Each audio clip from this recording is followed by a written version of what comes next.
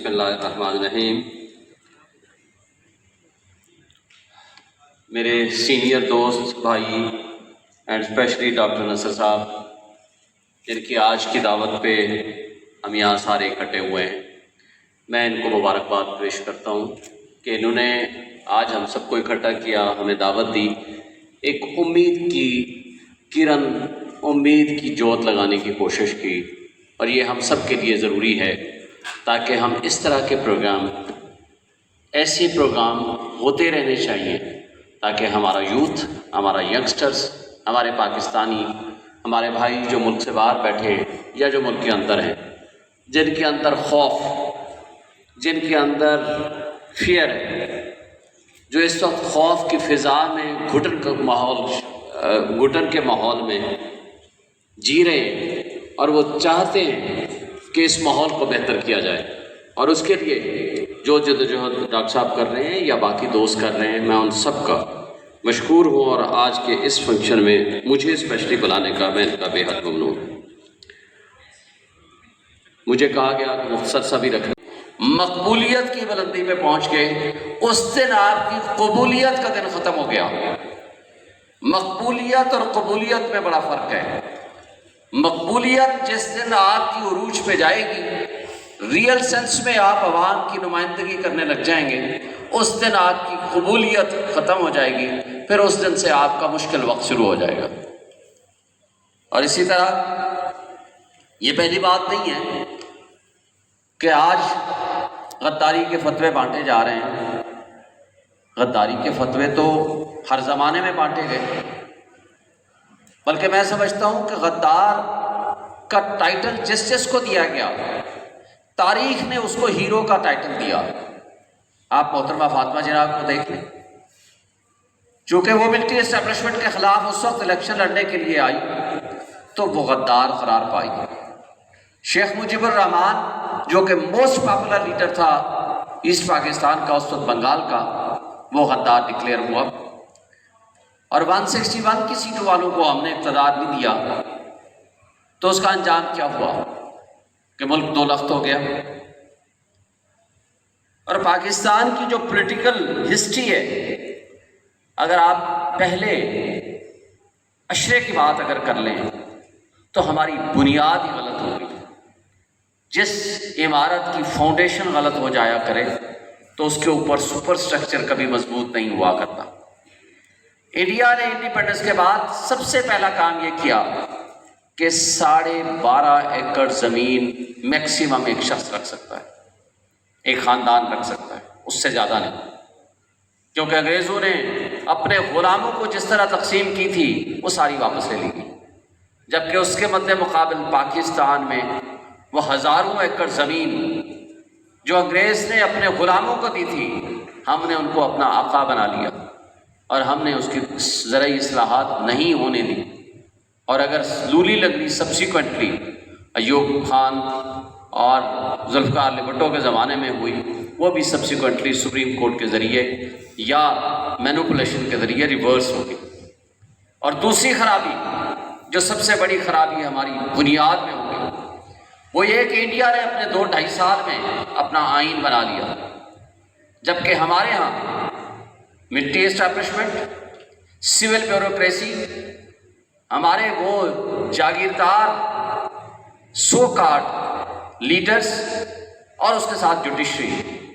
اور یہ اشرافیہ نے گٹھ جوڑ کر کے عوام کو ایک سائڈ پہ پھینک دیا اور اپنے مفادات کا تحفظ کرنے لگے، اور پہلی دفعہ 1956 میں جا کر کانسٹیٹیوشن بنانے کے قابل ہوئے۔ لیکن اس سے پہلے کہ وہ آئین بے عمل درآمد ہوتا، 1958 میں ماشاء اللہ لگا کے اس آئین کو معطل کر دیا، جو سو کارڈ 1962 کا بیسک ڈیموکریسی کا صدارتی نظام لایا گیا۔ 1965 میں اس کے تحت فیلڈ مارشل صاحب نے جب الیکشن کرایا، اس کے مد مقابل فاطمہ جناب تھیں، تو بیسک ڈیموکریسی والا وہ ڈرامہ جو رچایا گیا، تو جو بی ڈی ممبرز ووٹ نہیں دے رہے تھے تو ان کو اٹھا کے ایک دن پہلے جنگلوں میں لے جا کر کے چھوڑ دیا گیا، اور وہ پیدل چلتے چلتے اس پروسیس آف الیکشن سے نکل گئے، اور فیلڈ مارشل صاحب بڑی کامیابی سے الیکشن جیت گئے، لیکن جب وہ اپنا اقتدار واپس کرنے لگے تو اس آئین کے مطابق اسپیکر کو اقتدار دینا تھا، لیکن انہوں نے اگین یحییٰ خان صاحب کے حوالے کر کے اپنے اس آئین کو بھی توڑ دیا، اور ایک دفعہ پھر ماشاءاللہ لگ کے ملک دو لخت ہو گیا۔ اس کے بعد یہ سیریز آف غداری کے جو ٹائٹل بانٹے جاتے رہے، ذوالفقار علی بھٹو کو غدار ڈکلیئر کیا گیا، اس کے بعد بے نظیر بھٹو کو، اور اس وقت پھر جو ضیاء الحق صاحب کی بہت ساری باتیں ہو گئیں، جو غیر جماعتی انہوں نے ایک تڑکا لگایا جمہوریت کے اندر، اس کی خرابیاں آج تک ہم بھگت رہے ہیں۔ اور وہ انہوں نے ایجاد کیا اس وقت پاکستان مسلم لیگ، جو ریجو کو ایجاد کر کے لائے، وہ نسبتاً انڈیپینڈنٹ شخص تھے،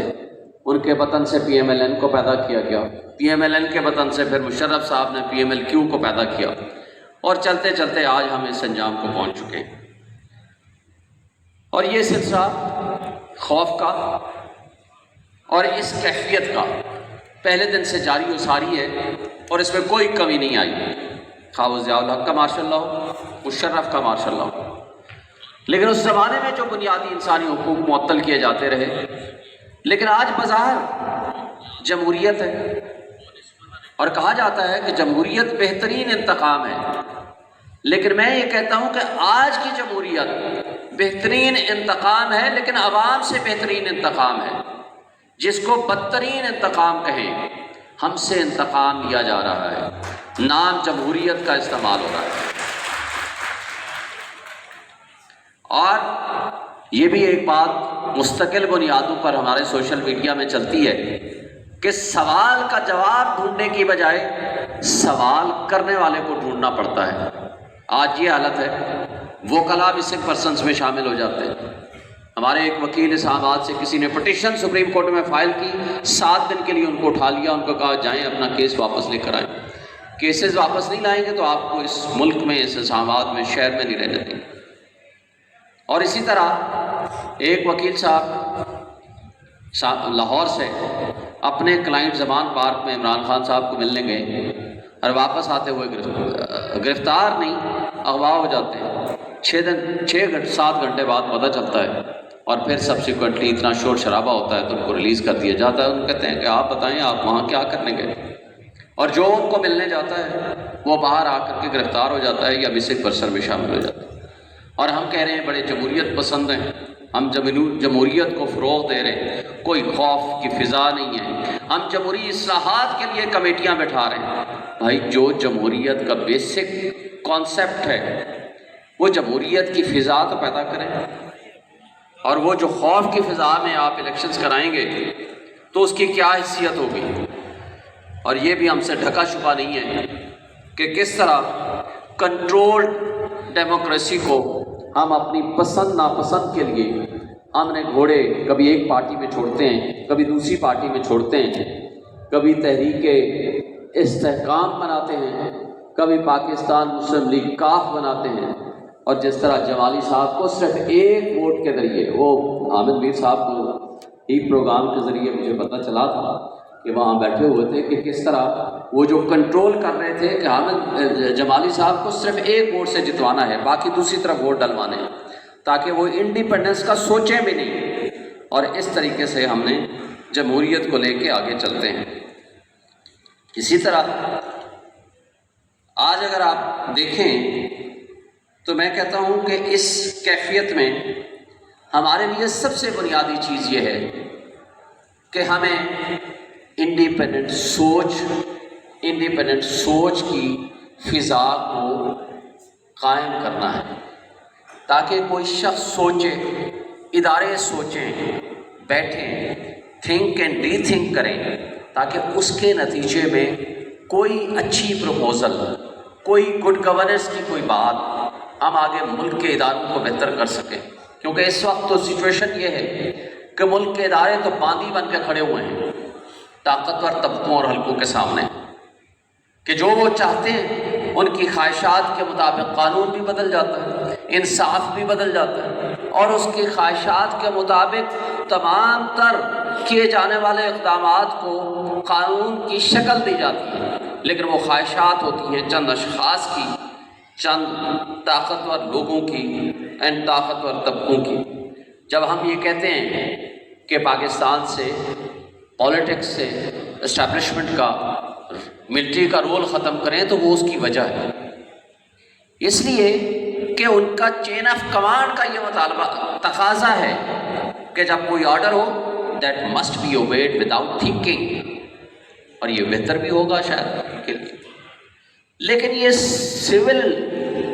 سویلین سسٹم میں یہ نہیں چل سکتا، اس لیے کہ یہاں تو آپ نے سوچنا ہے، بہتری کے لیے سوچنا ہے، یہاں غلط بات کو، غلط کام کو آپ نے ڈیفائنس بھی کرنا ہے، ریفیوز بھی کرنا ہے۔ جب تک آپ ریفیوزل کا نہیں سوچیں گے تو پھر آپ کوئی اچھی چیز اس سے برآمد نہیں کر سکتے۔